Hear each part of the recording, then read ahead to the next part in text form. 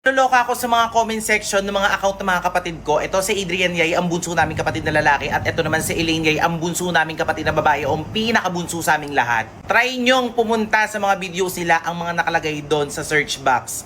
Elaine Yay at Adrian Yay Bembang. Ano ba yun? Tapos malaloka kayo, yung mga nagko-comment din, puro mga ganun din. Tapos mga nagko-comment, puro mga chikiting. Okay mga kapatid, gusto ko lang sabihin sa inyo ha, ayoko sana mag-isip ng hindi maganda sa mga comments na yun. Pero yun kasi yung parang pinaka pinpoint nyo, tama ba? Gusto ko lang talaga sabihin sa inyo, kami magkakapatid, sobrang sweet lang talaga namin sa isa't isa, ha? Sobrang sweet namin. Huwag nyo namang bahiran ng dumi ang aming mga pag-iisip or yung ibang tao. Sobrang close lang talaga kami sa isa't isa, mga magkakapatid. Even naman kami mga adult na ganun kami sa isa't isa. Pero sila kasi mga kabataan, mahilig talaga magsasayaw-sayaw. Tapos yung mga step nila, yung mga bagong sayaw ngayon na hindi rin gusto ng mga matatanda.